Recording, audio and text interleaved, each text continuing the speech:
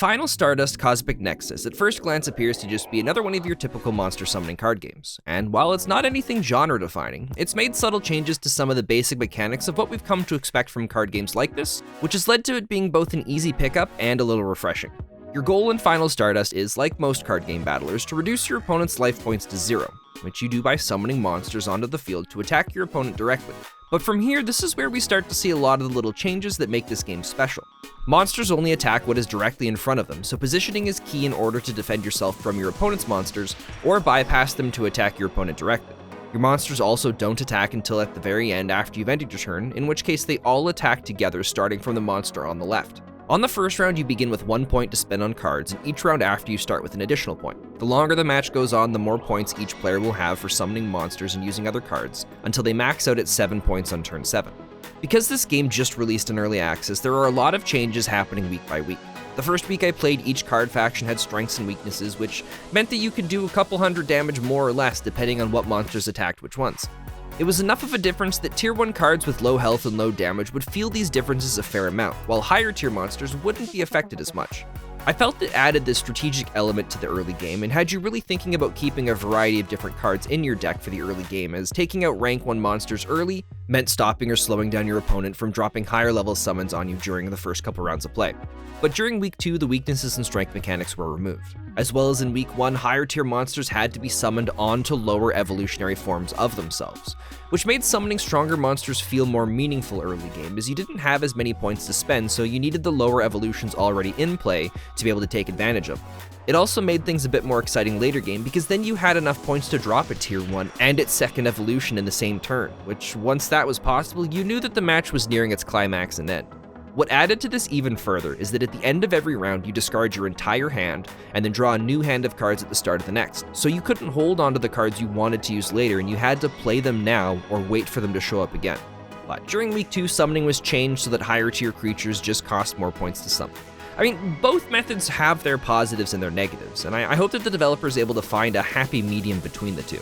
Through both versions of play, matches were still pretty quick, averaging around 6 minutes from start to finish, and I rarely had a match last more than that.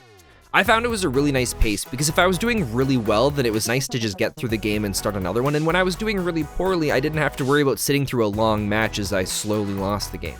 My favorite element of the game has to be these little companion cards that you can summon, which they're not played on the field directly in front of you, but they're summoned into a little support slot on the side. And when there, they provide a benefit to all the monsters on your side of the field. There's also a bunch of different support cards you can collect that benefit different playstyles with different effects. My favorite one was one that added extra temporary attack to my monsters whenever they attacked an opposing monster that round. It meant that positioning was even more important to me than usual, because the last monster to attack would receive extra attack damage from all the monsters attacked during that round. So far, I'd have to say that Final Stardust is pretty well put together. Matches play without issue, the cards and monsters look good, and the quality of sound effects and music, they are on par with something I'd expect from a big studio. The first few matches blew me away with the intensity of the music, as well as how it changes once a player's low on life points. But as good as the game is, there are still a few issues which should be expected in an early access game. The biggest one right now is that card and deck management isn't a thing.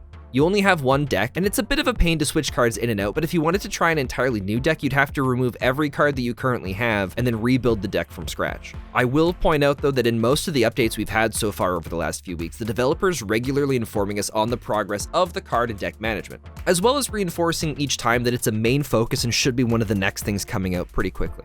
After that, another issue is navigating menus feels a bit like a maze. Most menus have their back button in different locations, and sometimes I forget that in the main menu there's a back button that returns you to the game instead of it being a part of all the other ones where it feels like it should be. And while those are a few of the issues, my only big gripe with Final Stardust is that I think it's a little bit too expensive for what it offers right now.